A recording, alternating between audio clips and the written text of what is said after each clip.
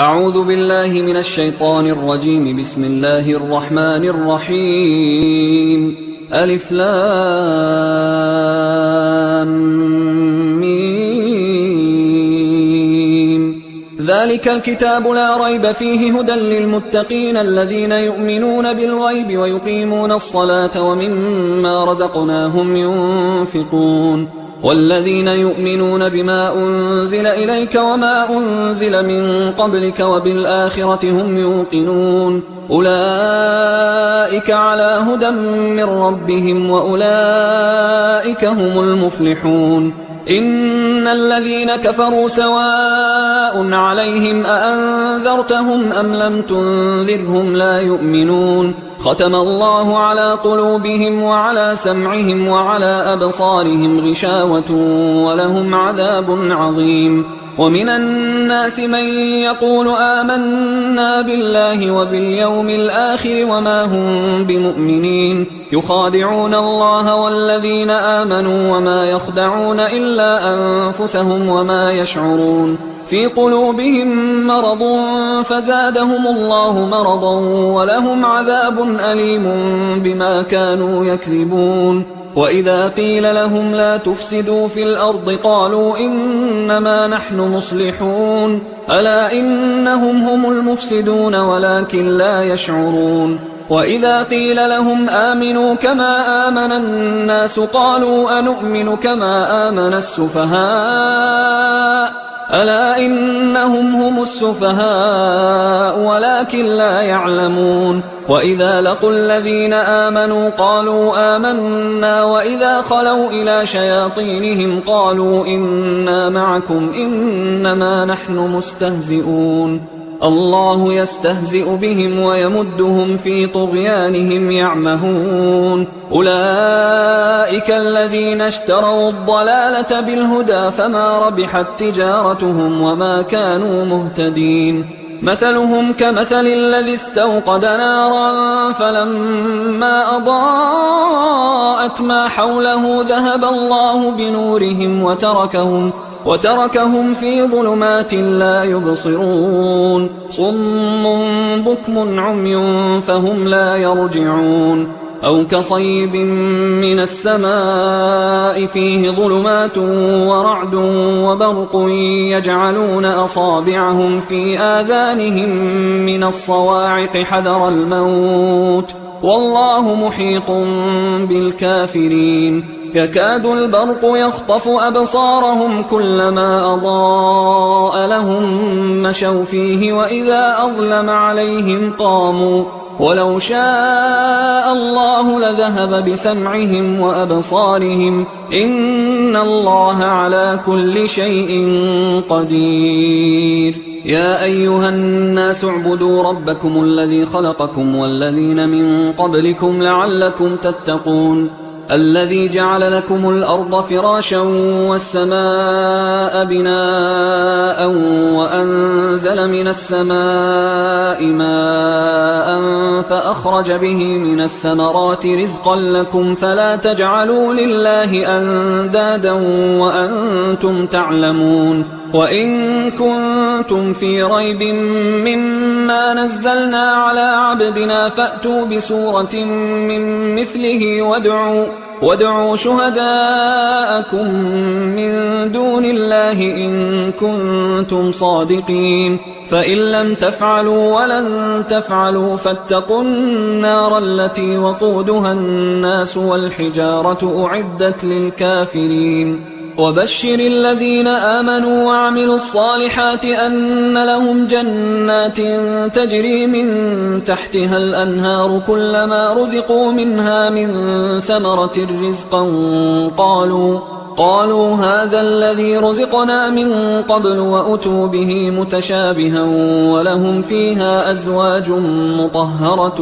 وهم فيها خالدون. إن الله لا يستحيي أن يضرب مثلا ما بعوضة فما فوقها فأما الذين آمنوا فيعلمون أنه الحق من ربهم وأما الذين كفروا فيقولون ماذا أراد الله بهذا مثلا يضل به كثيرا ويهدي به كثيرا وما يضل به إلا الفاسقين الذين ينقضون عهد الله من بعد ميثاقه ويقطعون ما أمر الله به أن يوصل ويفسدون في الأرض أولئك هم الخاسرون. كيف تكفرون بالله وكنتم أمواتا فأحياكم ثم يميتكم ثم يحييكم ثم إليه ترجعون. هو الذي خلق لكم ما في الأرض جميعا ثم استوى إلى السماء فسواهن 7 سماوات وهو بكل شيء عليم. وإذ قال ربك للملائكة إني جاعل في الأرض خليفة قالوا أتجعل فيها من يفسد فيها ويسفك الدماء ونحن نسبح بحمدك ونقدس لك قال إني أعلم ما لا تعلمون. وعلم آدم الأسماء كلها ثم عرضهم على الملائكة فقال أنبئوني بأسماء هؤلاء إن كنتم صادقين. قالوا سبحانك لا علم لنا إلا ما علمتنا إنك أنت العليم الحكيم. قال يا آدم أنبئهم بأسمائهم فلما أنبأهم بأسمائهم قال ألم أقل لكم إني أعلم غيب السماوات والأرض وأعلم ما تبدون وما كنتم تكتمون. وإذ قلنا للملائكة اسجدوا لآدم فسجدوا إلا إبليس أبى واستكبر وكان من الكافرين. وقلنا يا آدم اسكن أنت وزوجك الجنة وكلا منها رغدا حيث شئتما ولا تقربا هذه الشجرة فتكونا من الظالمين. فأزلهما الشيطان عنها فأخرجهما مما كانا فيه وقلنا اهبطوا بعضكم لبعض عدو ولكم في الأرض مستقر ومتاع إلى حين. فتلقى آدم من ربه كلمات فتاب عليه إنه هو التواب الرحيم. قلنا اهبطوا منها جميعا فإما يأتينكم مني هدى فمن تبع هداي فلا خوف عليهم ولا هم يحزنون. والذين كفروا وكذبوا بآياتنا أولئك أصحاب النار هم فيها خالدون. يا بني إسرائيل اذكروا نعمتي التي أنعمت عليكم وأوفوا بعهدي أوف بعهدكم وإياي فارهبون. وآمنوا بما أنزلت مصدقا لما معكم ولا تكونوا أول كافر به ولا تشتروا بآياتي ثمنا قليلا وإياي فاتقون. ولا تلبسوا الحق بالباطل وتكتموا الحق وأنتم تعلمون. وأقيموا الصلاة وآتوا الزكاة واركعوا مع الراكعين. أتأمرون الناس بالبر وتنسون أنفسكم وأنتم تتلون الكتاب أفلا تعقلون. واستعينوا بالصبر والصلاة وإنها لكبيرة إلا على الخاشعين الذين يظنون أنهم ملاقو ربهم وأنهم إليه راجعون. يا بني إسرائيل اذكروا نعمتي التي أنعمت عليكم وأني فضلتكم على العالمين. واتقوا يوما لا تجزي نفس عن نفس شيئا ولا يقبل منها شفاعة ولا يؤخذ منها عدل ولا هم ينصرون. وإذ نجيناكم من آل فرعون يسومونكم سوء العذاب يذبحون أبناءكم ويستحيون نساءكم وفي ذلكم بلاء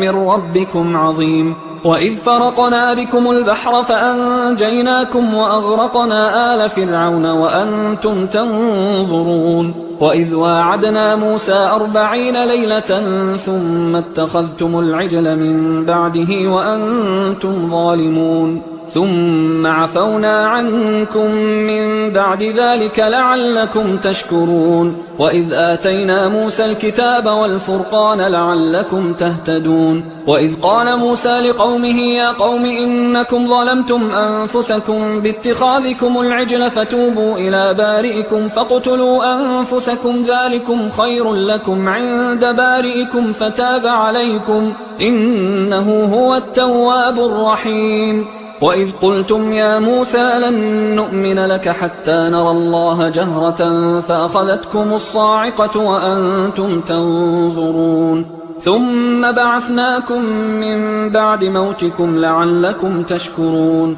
وظللنا عليكم الغمام وأنزلنا عليكم المن والسلوى كلوا من طيبات ما رزقناكم وما ظلمونا ولكن كانوا أنفسهم يظلمون وإذ قلنا ادخلوا هذه القرية فكلوا منها حيث شئتم رغدا وادخلوا الباب سجدا وقولوا حطة نغفر لكم خطاياكم وسنزيد المحسنين فبدل الذين ظلموا قولا غير الذي قيل لهم فأنزلنا على الذين ظلموا رجزا من السماء بما كانوا يفسقون وإذ استسقى موسى لقومه فقلنا اضرب بعصاك الحجر فانفجرت منه 12 عينا قد علم كل أناس مشربهم كلوا واشربوا من رزق الله ولا تعثوا في الأرض مفسدين وإذ قلتم يا موسى لن نصبر على طعام واحد فادع لنا ربك يخرج لنا مما تنبت الأرض من بقلها وقثائها وفومها وعدسها وبصلها قال أتستبدلون الذي هو أدنى بالذي هو خير اهبطوا مصرا فإن لكم ما سألتم وضربت عليهم الذلة والمسكنة وباءوا بغضب من الله ذلك بأنهم كانوا يكفرون بآيات الله ويقتلون النبيين بغير الحق ذلك بما عصوا وكانوا يعتدون إن الذين آمنوا والذين هادوا والنصارى والصابئين من آمن بالله واليوم الآخر وعمل صالحا فلهم أجرهم عند ربهم ولا خوف عليهم ولا هم يحزنون وإذ أخذنا ميثاقكم ورفعنا فوقكم الطور خذوا ما آتيناكم بقوة واذكروا ما فيه لعلكم تتقون ثم توليتم من بعد ذلك فلولا فضل الله عليكم ورحمته لكنتم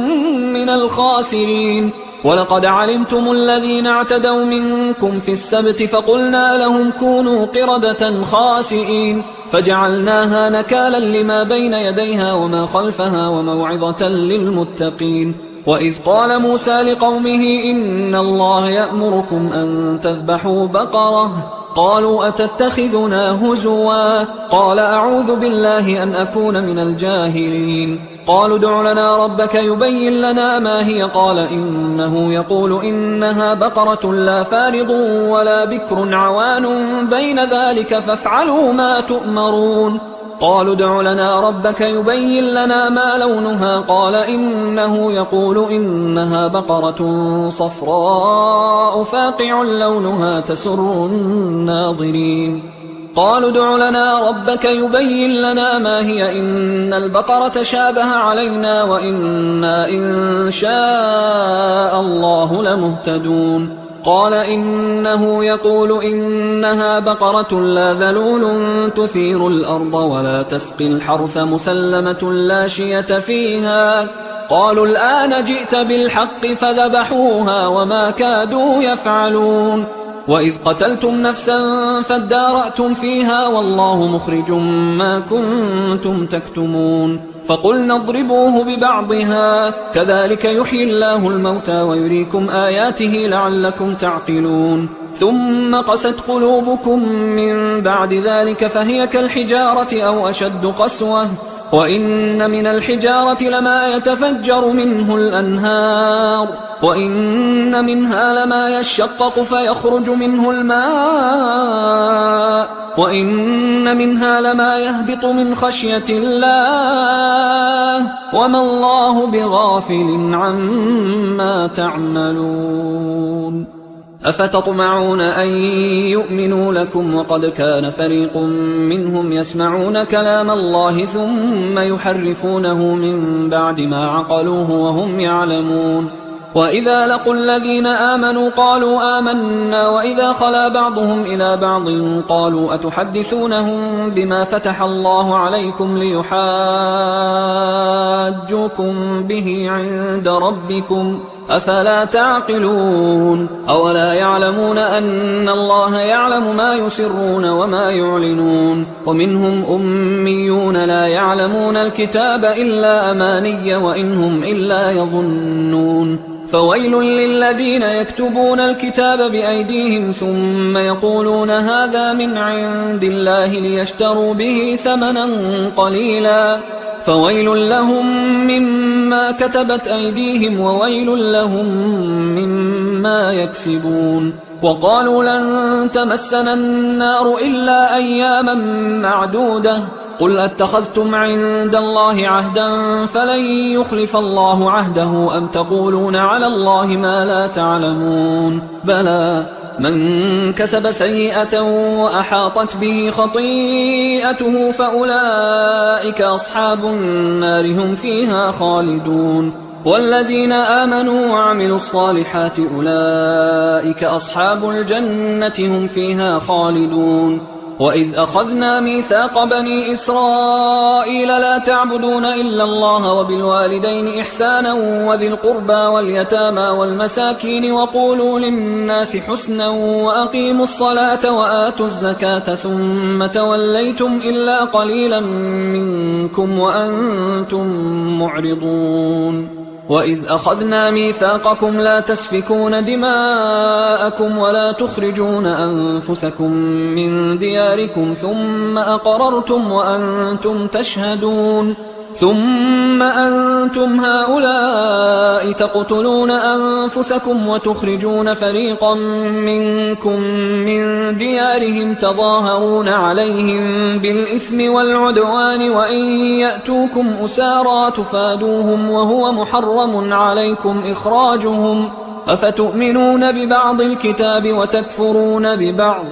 فما جزاء من يفعل ذلك منكم إلا خزي في الحياة الدنيا ويوم القيامة يردون إلى أشد العذاب وما الله بغافل عما تعملون. أولئك الذين اشتروا الحياة الدنيا بالآخرة فلا يخفف عنهم العذاب ولا هم ينصرون. ولقد آتينا موسى الكتاب وقفينا من بعده بالرسل وآتينا عيسى ابن مريم البينات وأيدناه بروح القدس أفكلما جاءكم رسول بما لا تهوى أنفسكم استكبرتم ففريقا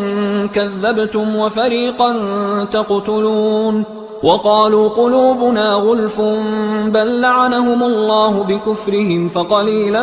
ما يؤمنون. ولما جاءهم كتاب من عند الله مصدق لما معهم وكانوا من قبل يستفتحون على الذين كفروا فلما جاءهم ما عرفوا كفروا به فلعنة الله على الكافرين. بئس ما اشتروا به أنفسهم أن يكفروا بما أنزل الله بغيا أن ينزل الله من فضله على من يشاء من عباده فباءوا بغضب على غضب وللكافرين عذاب مهين. وإذا قيل لهم آمنوا بما أنزل الله قالوا نؤمن بما أنزل علينا ويكفرون بما وراءه وهو الحق مصدقا لما معهم. قل فلم تقتلون أنبياء الله من قبل إن كنتم مؤمنين ولقد جاءكم موسى بالبينات ثم اتخذتم العجل من بعده وأنتم ظالمون وإذ أخذنا ميثاقكم ورفعنا فوقكم الطور خذوا ما آتيناكم بقوة واسمعوا قالوا سمعنا وعصينا وأشربوا في قلوبهم العجل بكفرهم قل بئس ما يأمركم به إيمانكم إن كنتم مؤمنين قل إن كانت لكم الدار الآخرة عند الله خالصة من دون الناس فتمنوا الموت إن كنتم صادقين ولن يتمنوه أبدا بما قدمت أيديهم والله عليم بالظالمين ولتجدنهم أحرص الناس على حياة ومن الذين أشركوا يود أحدهم لو يعمر 1000 سنة وما هو بمزحزحه من العذاب أن يعمر والله بصير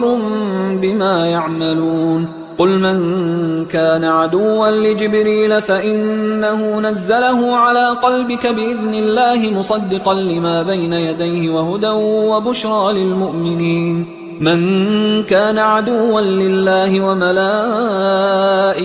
ورسله وجبريل وميكال فإن الله عدو للكافرين ولقد أنزلنا إليك آيات بينات وما يكفر بها إلا الفاسقون أوكلما عاهدوا عهدا نبذه فريق منهم بل أكثرهم لا يؤمنون ولما جاءهم رسول من عند الله مصدق لما معهم نبذ فريق من الذين أوتوا الكتاب كتاب الله وراء ظهورهم كأنهم لا يعلمون واتبعوا ما تتلو الشياطين على ملك سليمان وما كفر سليمان ولكن الشياطين كفروا يعلمون الناس السحر وما أنزل على الملكين ببابل هاروت وماروت وما يعلمان من أحد حتى يقولا إنما نحن فتنة فلا تكفر فيتعلمون منهما ما يفرقون به بين المرء وزوجه وما هم بضارين به من أحد إلا بإذن الله ويتعلمون ما يضرهم ولا ينفعهم ولقد علموا لمن اشتراه ما له في الآخرة من خلاق ولبئس ما شروا به أنفسهم لو كانوا يعلمون ولو أنهم آمنوا واتقوا لمثوبة من عند الله خير لو كانوا يعلمون يا أيها الذين آمنوا لا تقولوا راعنا وقولوا انظرنا واسمعوا وللكافرين عذاب أليم ما يود الذين كفروا من أهل الكتاب ولا المشركين أن ينزل عليكم من خير من ربكم والله يختص برحمته من يشاء والله ذو الفضل العظيم ما ننسخ من آية أو ننسها نأت بخير منها أو مثلها ألم تعلم أن الله على كل شيء قدير ألم تعلم أن الله له ملك السماوات والأرض وما لكم من دون الله من ولي ولا نصير أم تريدون أن تسألوا رسولكم كما سئل موسى من قبل ومن يتبدل الكفر بالإيمان فقد ضل سواء السبيل ود كثير من أهل الكتاب لو يردونكم من بعد إيمانكم كفارا حسدا من عند أنفسهم من بعد ما تبين لهم الحق فاعفوا واصفحوا حتى يأتي الله بأمره إن الله على كل شيء قدير وأقيموا الصلاة وآتوا الزكاة وما تقدموا لأنفسكم من خير تجدوه عند الله إن الله بما تعملون بصير وقالوا لن يدخل الجنة إلا من كان هودا أو نصارى تلك أمانيهم قل هاتوا برهانكم إن كنتم صادقين بلى من أسلم وجهه لله وهو محسن فله أجره عند ربه ولا خوف عليهم ولا هم يحزنون وقالت اليهود ليست النصارى على شيء وقالت النصارى ليست اليهود على شيء وهم يتلون الكتاب كذلك قال الذين لا يعلمون مثل قولهم فالله يحكم بينهم يوم القيامة فيما كانوا فيه يختلفون ومن أظلم ممن منع مساجد الله أن يذكر فيها اسمه وسعى في خرابها أولئك ما كان لهم أن يدخلوها إلا خائفين لهم في الدنيا خزي ولهم في الآخرة عذاب عظيم ولله المشرق والمغرب فأينما تولوا فثم وجه الله إن الله واسع عليم وقالوا اتخذ الله ولدا سبحانه بل له ما في السماوات والأرض كل له قانتون بديع السماوات والأرض وإذا قضى أمرا فإنما يقول له كن فيكون وقال الذين لا يعلمون لولا يكلمنا الله أو تأتينا آية كذلك قال الذين من قبلهم مثل قولهم تشابهت قلوبهم قد بينا الآيات لقوم يوقنون إنا أرسلناك بالحق بشيرا ونذيرا ولا تسأل عن أصحاب الجحيم ولن ترضى عنك اليهود ولا النصارى حتى تتبع ملتهم قل إن هدى الله هو الهدى ولئن اتبعت أهواءهم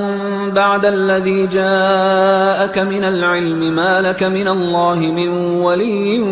ولا نصير الذين آتيناهم الكتاب يتلونه حق تلاوته أولئك يؤمنون به ومن يكفر به فأولئك هم الخاسرون يا بني إسرائيل اذكروا نعمتي التي أنعمت عليكم وأني فضلتكم على العالمين واتقوا يوما لا تجزي نفس عن نفس شيئا ولا يقبل منها عدل ولا تنفعها شفاعة ولا هم ينصرون وإذ ابتلى إبراهيم ربه بكلمات فأتمهن قال إني جاعلك للناس إماما قال ومن ذريتي قال لا ينال عهد الظالمين وإذ جعلنا البيت مثابة للناس وأمنا واتخذوا من مقام إبراهيم مصلى وعهدنا إلى إبراهيم وإسماعيل أن طهرا بيتي للطائفين والعاكفين والركع السجود وإذ قال إبراهيم رب اجعل هذا بلدا آمنا وارزق أهله من الثمرات من آمن منهم بالله واليوم الآخر قال ومن كفر فأمتعه قليلا ثم أضطره إلى عذاب النار وبئس المصير وإذ يرفع إبراهيم القواعد من البيت وإسماعيل ربنا تقبل منا إنك أنت السميع العليم ربنا وجعلنا مسلمين لك ومن ذريتنا أمة مسلمة لك وأرنا مناسكنا وتب علينا إنك أنت التواب الرحيم ربنا وبعث فيهم رسولا منهم يتلو عليهم آياتك ويعلمهم الكتاب والحكمة ويزكيهم إنك أنت العزيز الحكيم ومن يرغب عن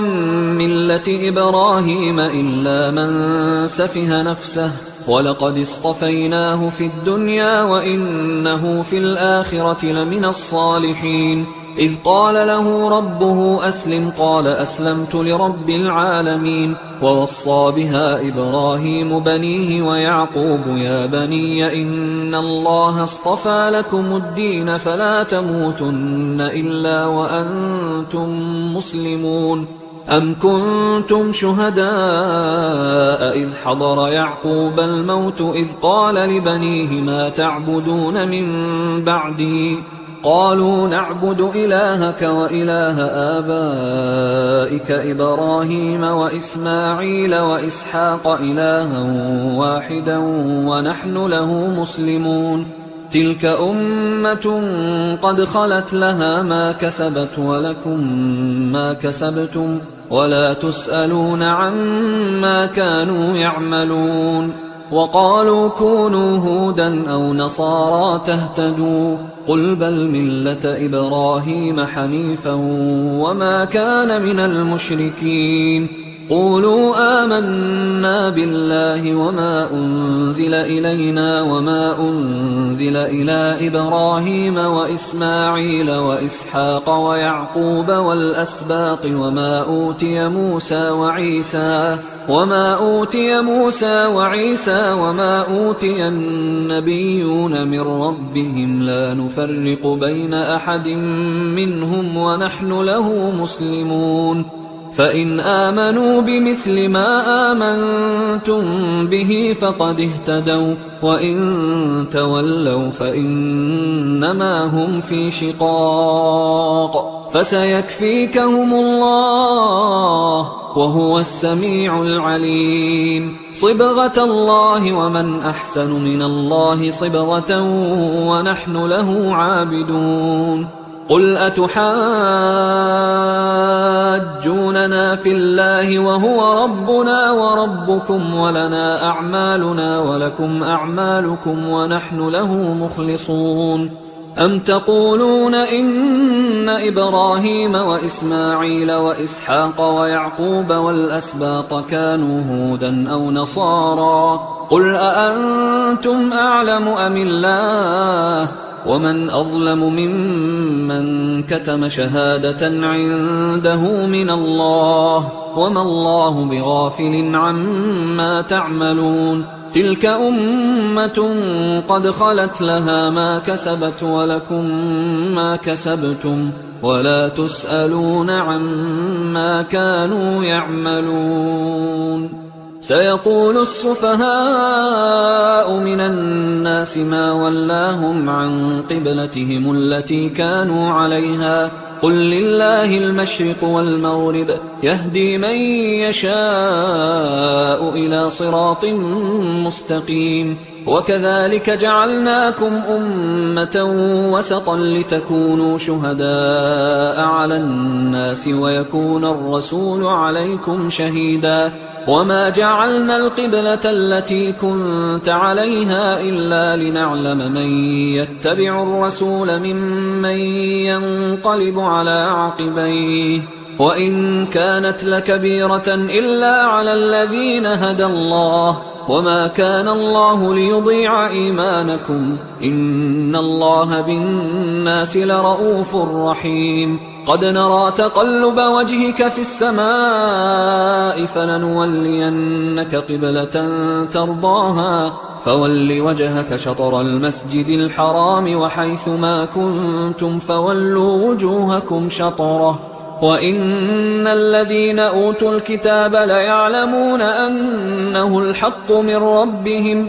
وما الله بغافل عما يعملون ولئن أتيت الذين أوتوا الكتاب بكل آية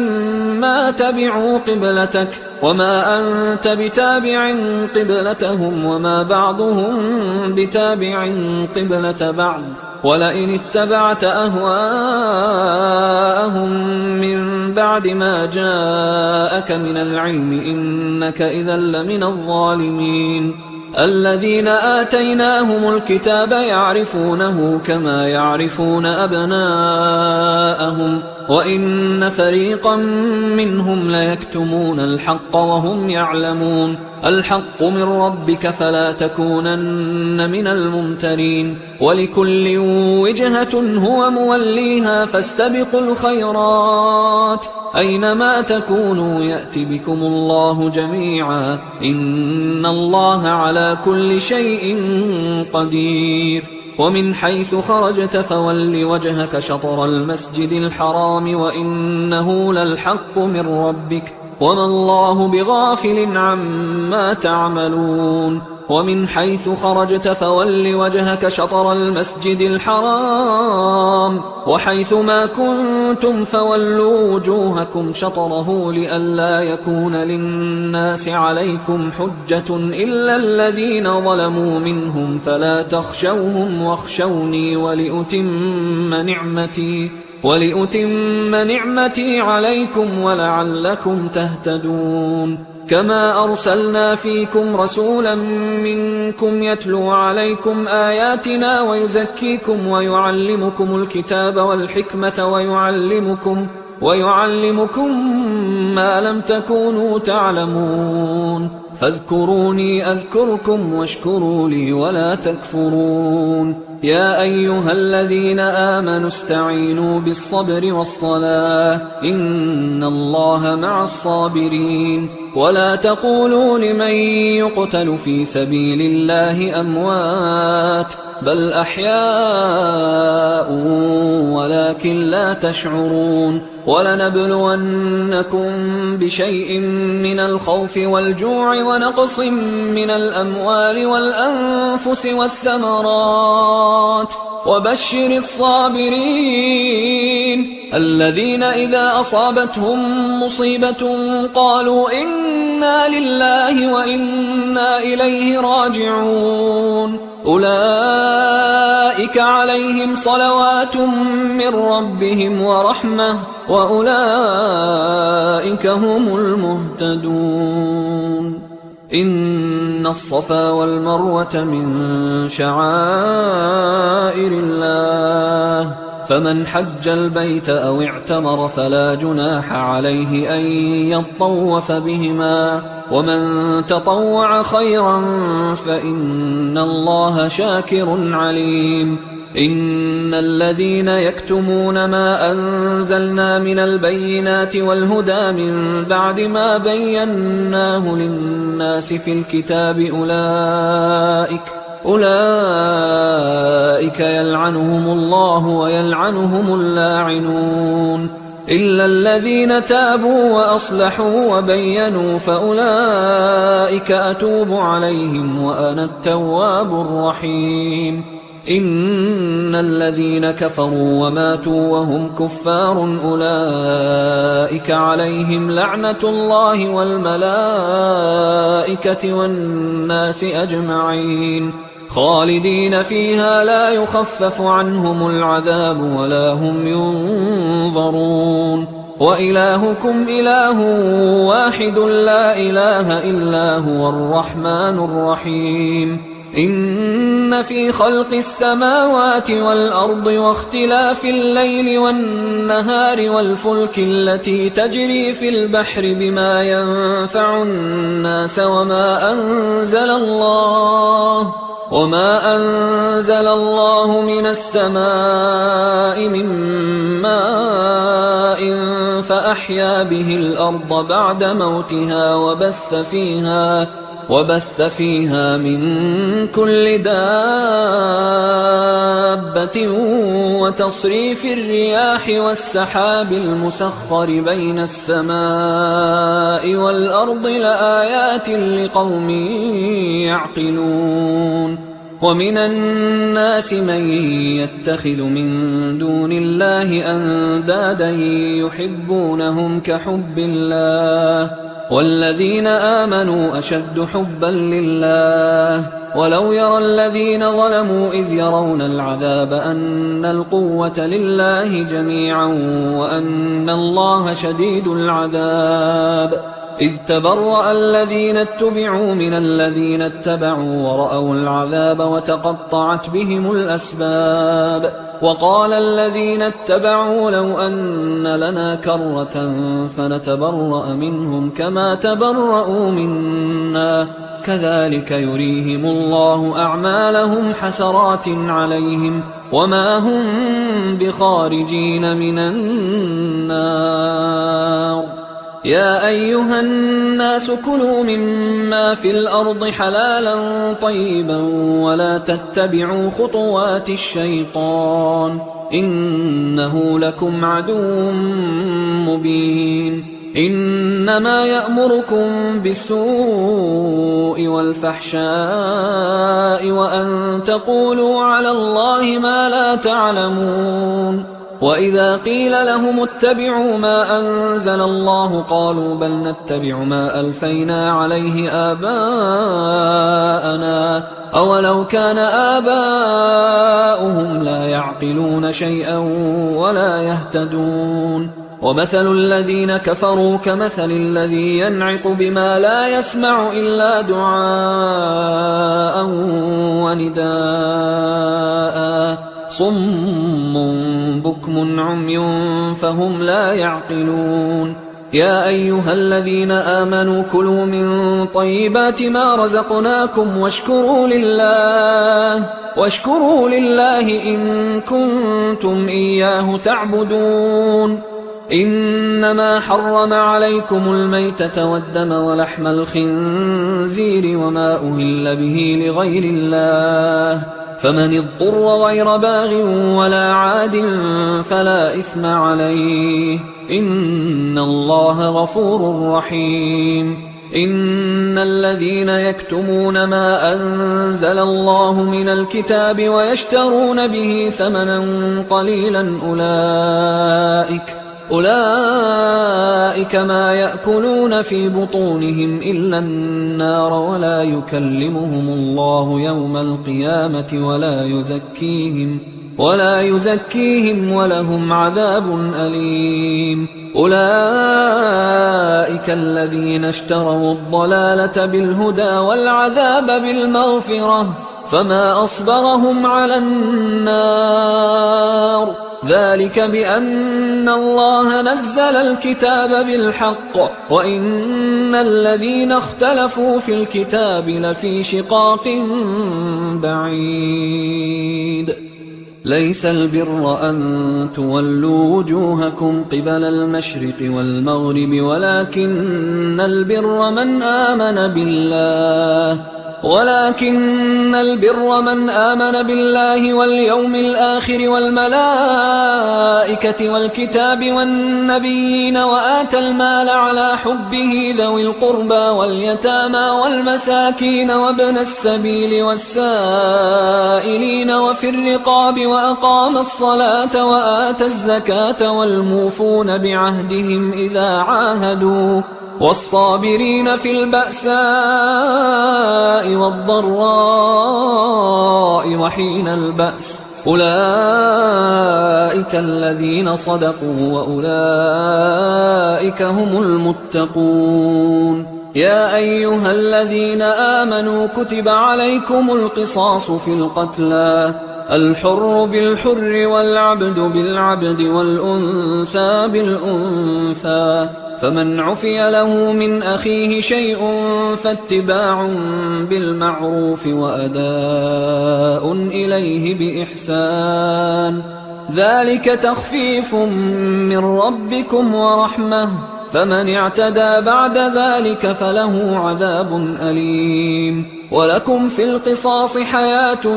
يا أولي الألباب لعلكم تتقون. كتب عليكم إذا حضر أحدكم الموت إن ترك خيرا الوصية للوالدين والأقربين بالمعروف حقا على المتقين فمن بدله بعدما سمعه فإنما إثمه على الذين يبدلونه إن الله سميع عليم. فمن خاف من موص جنفا أو إثما فأصلح بينهم فلا إثم عليه إن الله غفور رحيم. يا أيها الذين آمنوا كتب عليكم الصيام كما كتب على الذين من قبلكم لعلكم تتقون أياما معدودات، فمن كان منكم مريضا أو على سفر فعدة من أيام أخر، وعلى الذين يطيقونه فدية طعام مسكين، فمن تطوع خيرا فهو خير له، وأن تصوموا خير لكم إن كنتم تعلمون. شهر رمضان الذي أنزل فيه القرآن هدى للناس وبينات من الهدى والفرقان، فمن شهد منكم الشهر فليصم، ومن كان مريضا أو على سفر فعدة من أيام أخر، يريد الله بكم اليسر ولا يريد بكم العسر ولتكملوا العدة ولتكبروا الله على ما هداكم ولعلكم تشكرون. وإذا سألك عبادي عني فإني قريب أجيب دعوة الداعي إذا دعان، فليستجيبوا لي وليؤمنوا بي لعلهم يرشدون. أحل لكم ليلة الصيام الرفث إلى نسائكم هن لباس لكم وأنتم لباس لهن، علم الله أنكم كنتم تختانون أنفسكم فتاب عليكم وعفى عنكم، فالآن باشروهن وابتغوا ما كتب الله لكم، وكلوا واشربوا حتى يتبين لكم الخيط الأبيض من الخيط الأسود من الفجر، ثم أتموا الصيام إلى الليل، ولا تباشروهن وأنتم عاكفون في المساجد، تلك حدود الله فلا تقربوها، كذلك يبين الله آياته للناس لعلهم يتقون. ولا تأكلوا أموالكم بينكم بالباطل وتدلوا بها إلى الحكام لتأكلوا فريقا من أموال الناس بالإثم وأنتم تعلمون. يسألونك عن الأهلة قل هي مواقيت للناس والحج، وليس البر بأن تأتوا البيوت من ظهورها ولكن البر من اتقى، وأتوا البيوت من أبوابها واتقوا الله لعلكم تفلحون. وقاتلوا في سبيل الله الذين يقاتلونكم ولا تعتدوا إن الله لا يحب المعتدين. وقتلوهم حيث ثقفتموهم وأخرجوهم من حيث أخرجوكم والفتنة أشد من القتل، ولا تقاتلوهم عند المسجد الحرام حتى يقاتلوكم فيه، فإن قاتلوكم فاقتلوهم، كذلك جزاء الكافرين، فإن انتهوا فإن الله غفور رحيم. وقاتلوهم حتى لا تكون فتنة ويكون الدين لله، فإن انتهوا فلا عدوان إلا على الظالمين. الشهر الحرام بالشهر الحرام والحرمات قصاص، فمن اعتدى عليكم فاعتدوا عليه بمثل ما اعتدى عليكم، واتقوا الله واعلموا أن الله مع المتقين. وأنفقوا في سبيل الله ولا تلقوا بأيديكم إلى التهلكة وأحسنوا إن الله يحب المحسنين. وأتموا الحج والعمرة لله، فإن أحصرتم فما استيسر من الهدي، ولا تحلقوا رؤوسكم حتى يبلغ الهدي محله، فمن كان منكم مريضا أو به أذى من رأسه ففدية من صيام أو صدقة أو نسك، فإذا أمنتم فمن تمتع بالعمرة إلى الحج فما استيسر من الهدي، فمن لم يجد فصيام 3 أيام في الحج و7 إذا رجعتم، تلك 10 كاملة، ذلك لمن لم يكن أهله حاضر المسجد الحرام. واتقوا الله واعلموا أن الله شديد العقاب. الحج أشهر معلومات، فمن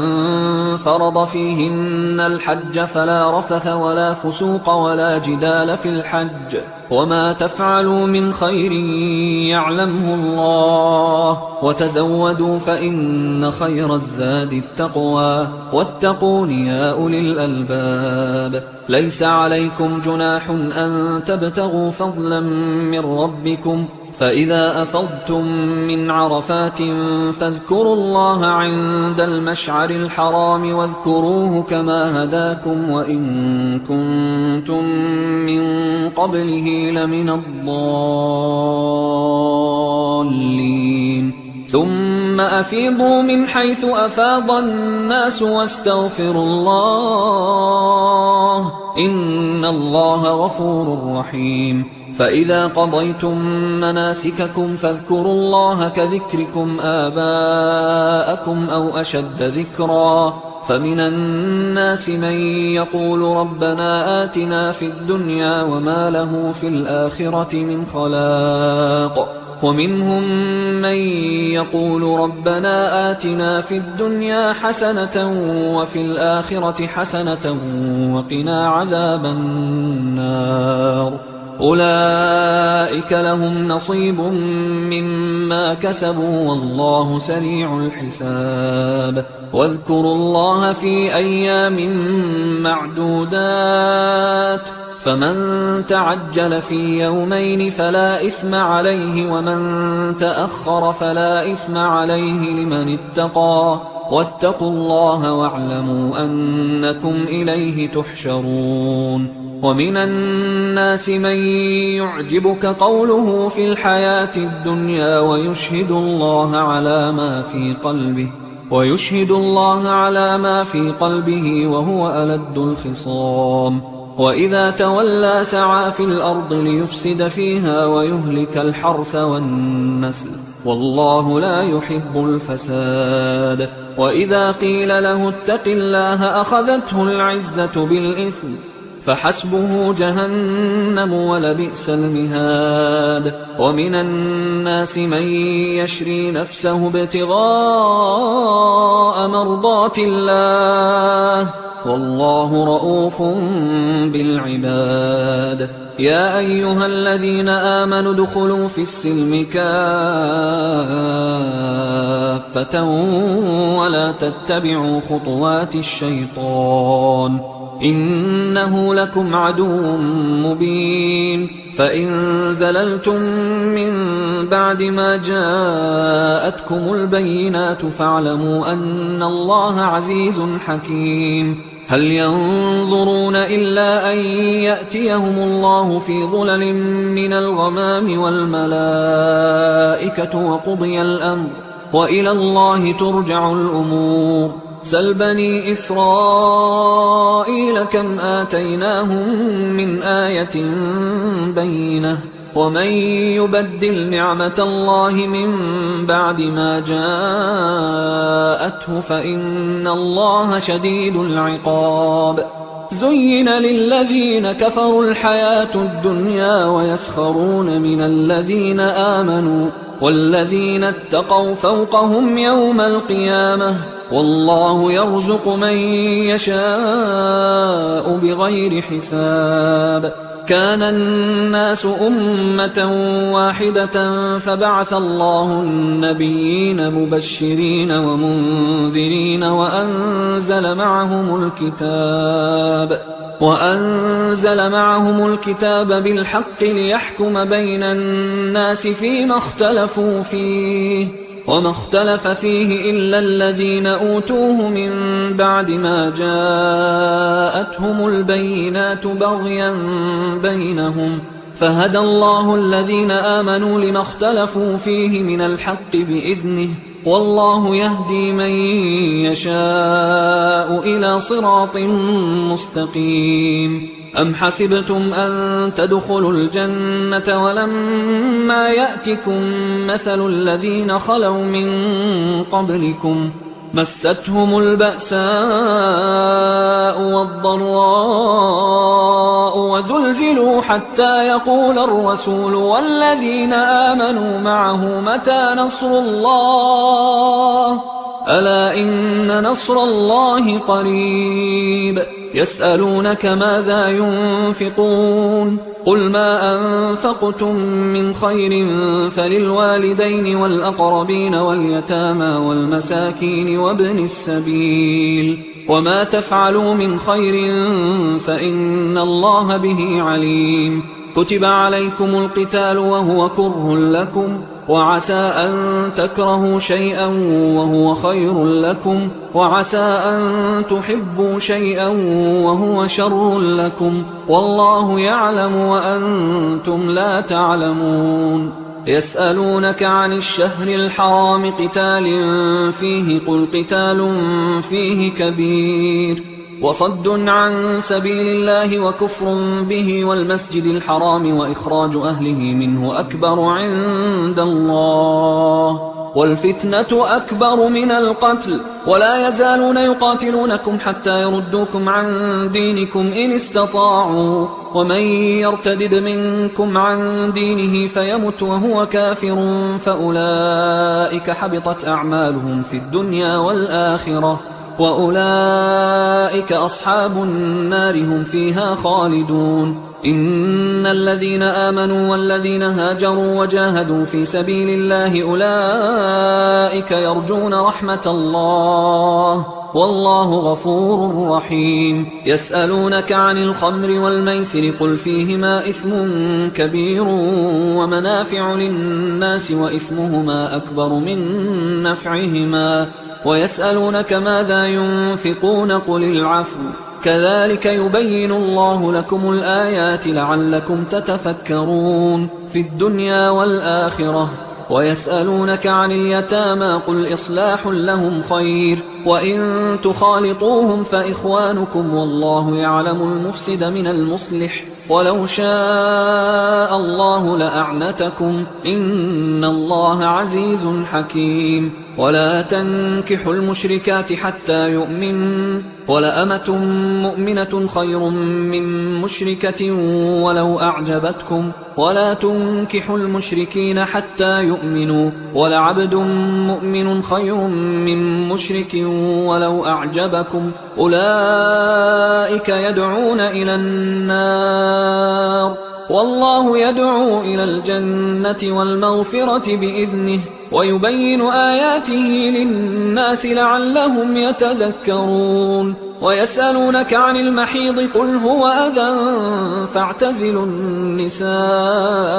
في المحيض ولا تقربوهن حتى يطهرن فإذا تطهرن فأتوهن من حيث أمركم الله إن الله يحب التوابين ويحب المتطهرين نساؤكم حرث لكم فأتوا حرثكم أنى شئتم وقدموا لأنفسكم واتقوا الله واعلموا أنكم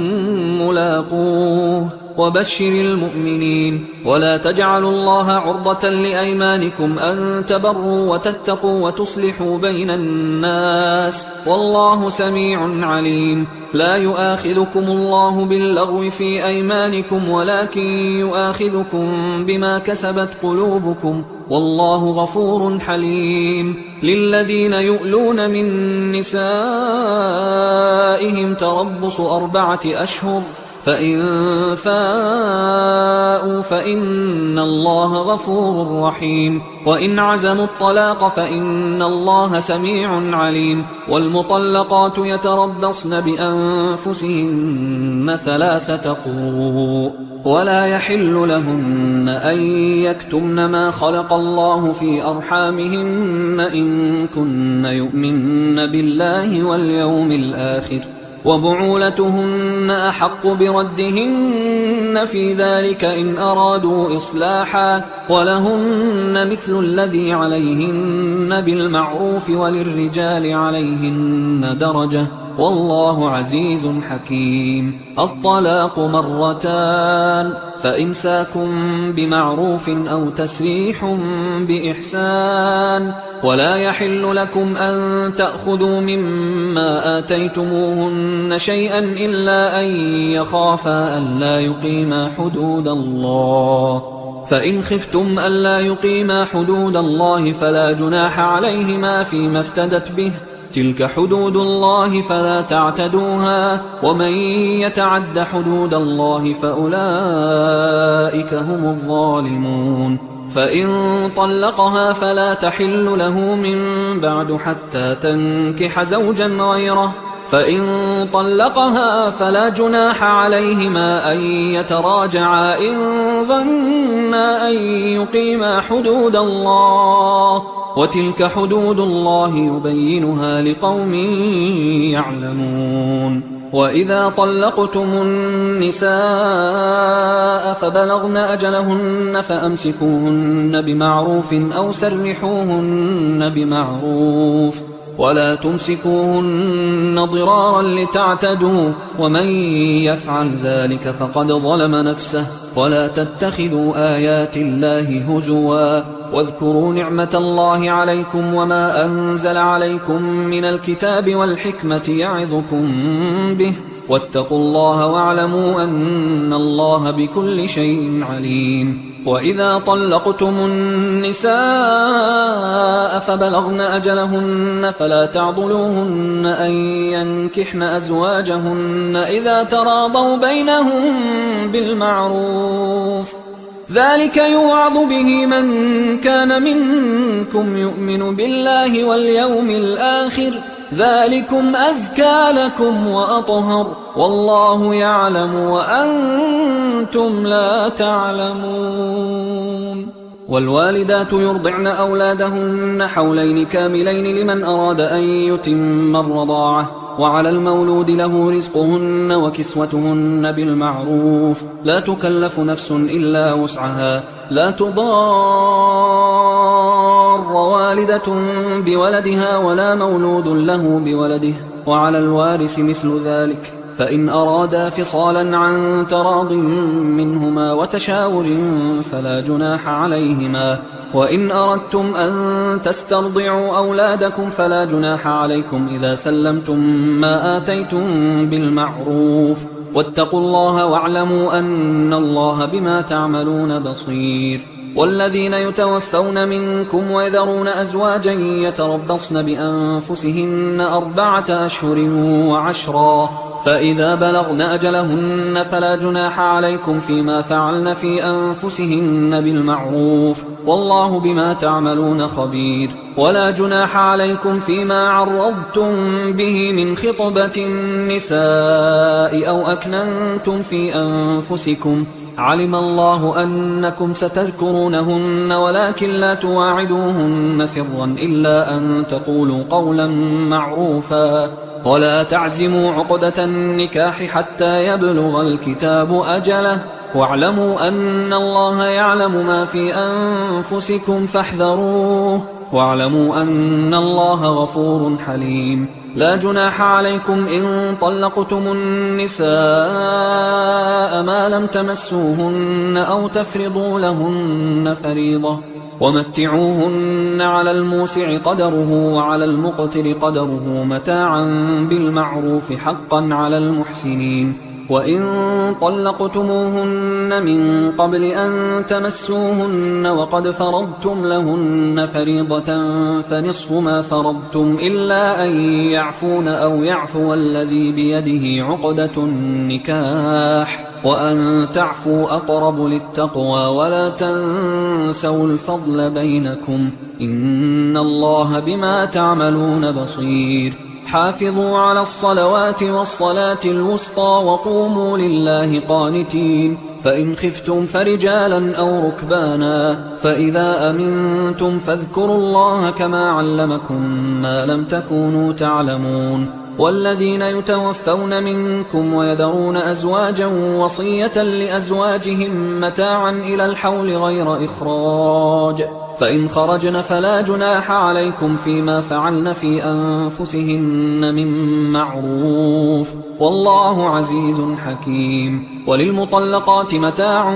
بالمعروف حقا على المتقين كذلك يبين الله لكم آياته لعلكم تعقلون ألم تر إلى الذين خرجوا من ديارهم وهم ألوف حذر الموت فقال لهم الله موتوا ثم أحياهم إن الله لذو فضل على الناس ولكن أكثر الناس لا يشكرون وقاتلوا في سبيل الله واعلموا أن الله سميع عليم من ذا الذي يقرض الله قرضا حسنا فيضاعفه له أضعافا كثيرة والله يقبض ويبسط وإليه ترجعون ألم تر إلى الملأ من بني إسرائيل من بعد موسى إذ قالوا لنبي له مبعث لنا ملكا نقاتل في سبيل الله قال هل عسيتم إن كتب عليكم القتال ألا تقاتلوا قالوا وما لنا ألا نقاتل في سبيل الله وقد أخرجنا من ديارنا وأبنائنا فلما كتب عليهم القتال تولوا إلا قليلا منهم والله عليم بالظالمين وقال لهم نبيهم إن الله قد بعث لكم طالوت ملكا قالوا أنى يكون له الملك علينا ونحن أحق بالملك منه ولم يؤت سعة من المال قال إن الله اصطفاه عليكم وزاده بسطة في العلم والجسم والله يؤتي ملكه من يشاء والله واسع عليم وقال لهم نبيهم إن آية ملكه أن يأتيكم التابوت فيه سكينة من ربكم وبقية مما ترك آل موسى وآل هارون تحمله الملائكة إن في ذلك لآية لكم إن كنتم مؤمنين فلما فصل طالوت بالجنود قال إن الله مبتليكم بنهر فمن شرب منه فليس مني ومن لم يطعمه فإنه مني إلا من اغترف غرفة بيده فشربوا منه إلا قليلا منهم فلما جاوزه هو والذين آمنوا معه قالوا لا طاقة لنا اليوم بجالوت وجنوده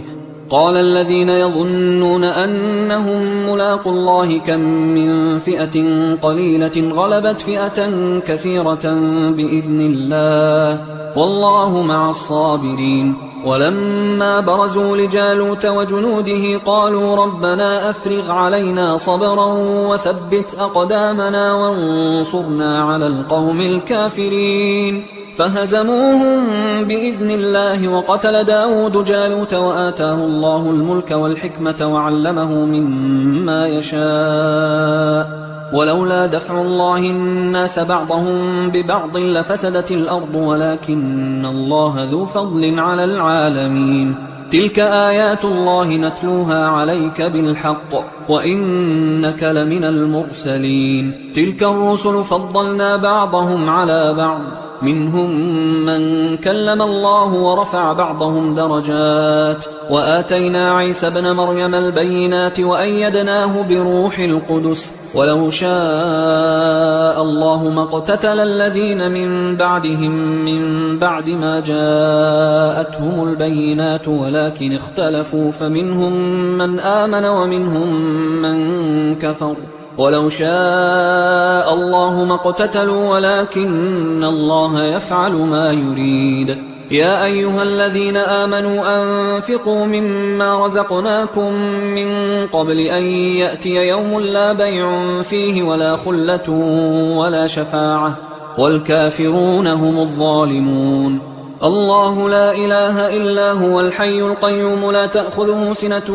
ولا نوم له ما في السماوات وما في الأرض من ذا الذي يشفع عنده إلا بإذنه يعلم ما بين أيديهم وما خلفهم ولا يحيطون بشيء من علمه إلا بما شاء وسع كرسيه السماوات والأرض ولا يؤوده حفظهما وهو العلي العظيم لا إكراه في الدين قد تبين الرشد من الغي فمن يكفر بالطاغوت ويؤمن بالله فقد استمسك بالعروة الوثقى لا انفصام لها والله سميع عليم الله ولي الذين آمنوا يخرجهم من الظلمات إلى النور والذين كفروا أولياؤهم الطاغوت يخرجونهم من النور إلى الظلمات أولئك أصحاب النار هم فيها خالدون ألم تر إلى الذي حاج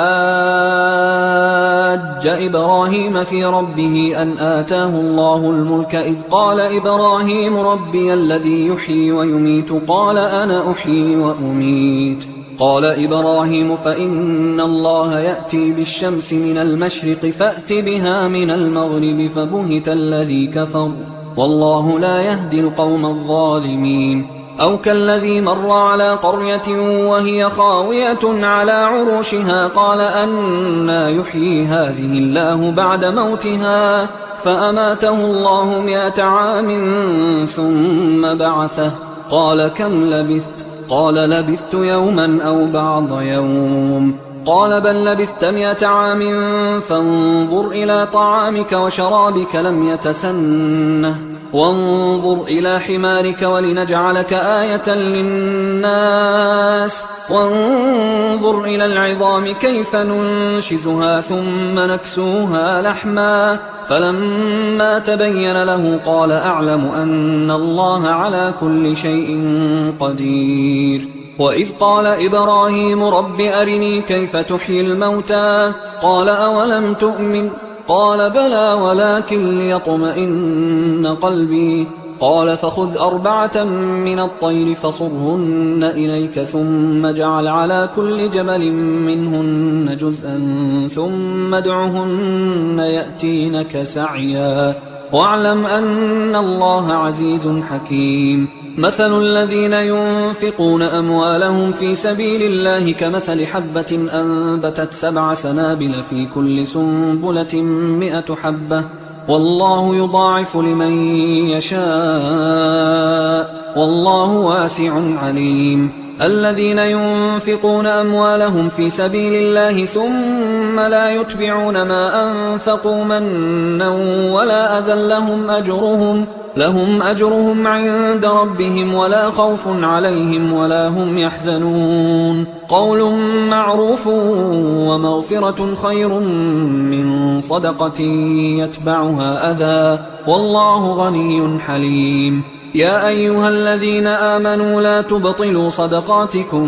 بالمن والأذى كالذي ينفق ماله رئاء الناس ولا يؤمن بالله واليوم الآخر فمثله كمثل صفوان عليه تراب فأصابه وابل فتركه صلدا لا يقدرون على شيء مما كسبوا والله لا يهدي القوم الكافرين ومثل الذين ينفقون أموالهم ابتغاء مرضات الله وتثبيتا من أنفسهم كمثل جنة بربوة أصابها وابل فآتت أكلها ضعفين فإن لم يصبها وابل فطل والله بما تعملون بصير أيود أحدكم أن تكون له جنة من نخيل وأعناب تجري من تحتها الأنهار له فيها من كل الثمرات وأصابه الكبر وله ذرية ضعفاء فأصابها إعصار فيه نار فاحترقت كذلك يبين الله لكم الآيات لعلكم تتفكرون يا أيها الذين آمنوا أنفقوا من طيبات ما كسبتم ومما أخرجنا لكم من الأرض ولا تيمموا الخبيث منه تنفقون ولستم بآخذيه إلا أن تغمضوا فيه واعلموا أن الله غني حميد الشيطان يعدكم الفقر ويأمركم بالفحشاء والله يعدكم مغفرة منه وفضلا والله واسع عليم يؤتي الحكمة من يشاء ومن يؤت الحكمة فقد أوتي خيرا كثيرا وما يذكر إلا أولو الألباب وما أنفقتم من نفقة أو نذرتم من نذر فإن الله يعلمه وما للظالمين من أنصار إن تبدوا الصدقات فنعما هي وإن تخفوها وتؤتوها الفقراء فهو خير لكم ويكفر عنكم من سيئاتكم والله بما تعملون خبير ليس عليك هداهم ولكن الله يهدي من يشاء وما تنفقوا من خير فلأنفسكم وما تنفقون إلا ابتغاء وجه الله وما تنفقوا من خير يوفى إليكم وأنتم لا تظلمون للفقراء الذين أحصروا في سبيل الله لا يستطيعون ضربا في الأرض يحسبهم الجاهل أغنياء من التعفف تعرفهم بسيماهم لا يسألون الناس إلحافا وما تنفقوا من خير فإن الله به عليم الذين ينفقون أموالهم بالليل والنهار سرا وعلانية فلهم أجرهم عند ربهم ولا خوف عليهم ولا هم يحزنون الذين يأكلون الربا لا يقومون إلا كما يقوم الذي يتخبطه الشيطان من المس ذلك بأنهم قالوا إنما البيع مثل الربا وأحل الله البيع وحرم الربا فمن جاءه موعظة من ربه فانتهى فله ما سلف وأمره إلى الله ومن عاد فأولئك أصحاب النار هم فيها خالدون يمحق الله الربا ويربي الصدقات والله لا يحب كل كفار أثيم إن الذين آمنوا وعملوا الصالحات وأقاموا الصلاة وآتوا الزكاة لهم أجرهم عند ربهم ولا خوف عليهم ولا هم يحزنون يا أيها الذين آمنوا اتقوا الله وذروا ما بقي من الربا إن كنتم مؤمنين فإن لم تفعلوا فأذنوا بحرب من الله ورسوله وإن تبتم فلكم رؤوس أموالكم لا تظلمون ولا تظلمون وإن كان ذو عسرة فنظرة إلى ميسرة وأن تصدقوا خير لكم إن كنتم تعلمون واتقوا يوما ترجعون فيه إلى الله ثم توفى كل نفس ما كسبت وهم لا يظلمون يا أيها الذين آمنوا إذا تداينتم بدين إلى أجل مسمى فاكتبوه وليكتب بينكم كاتب بالعدل ولا يأب كاتب أن يكتب كما علمه الله فليكتب وليملل الذي عليه الحق وليتق الله ربه ولا يبخس منه شيئا فإن كان الذي عليه الحق سفيها أو ضعيفا أو لا يستطيع أن يمله فليملل وليه بالعدل واستشهدوا شهيدين من رجالكم فإن لم يكونا رجلين فرجل وامرأتان ممن ترضون من الشهداء أن تضل إحداهما فتذكر إحداهما الأخرى ولا يأبى الشهداء إذا ما دعوا ولا تسأموا أن تكتبوه صغيرا أو كبيرا إلى أجله ذلكم أقسط عند الله وأقوم للشهادة وأدنى أن لا ترتابوا إلا أن تكون تجارة حاضرة تديرونها بينكم فليس عليكم جناح ألا تكتبوها وأشهدوا إذا تبايعتم ولا يضار كاتب ولا شهيد وإن تفعلوا فإنه فسوق بكم واتقوا الله ويعلمكم الله والله بكل شيء عليم وإن كنتم على سفر ولم تجدوا كاتبا فرهان مقبوضة، فإن أمن بعضكم بعضا فليؤدي الذي اؤتمن أمانته وليتق الله ربه ولا تكتموا الشهادة، ومن يكتمها فإنه آثم قلبه والله بما تعملون عليم. لله ما في السماوات وما في الأرض، وإن تبدوا ما في أنفسكم أو تخفوه يحاسبكم به الله فيغفر لمن يشاء ويعذب من يشاء والله على كل شيء قدير. آمن الرسول بما أنزل إليه من ربه والمؤمنون كل آمن بالله وملائكته وكتبه ورسله لا نفرق بين أحد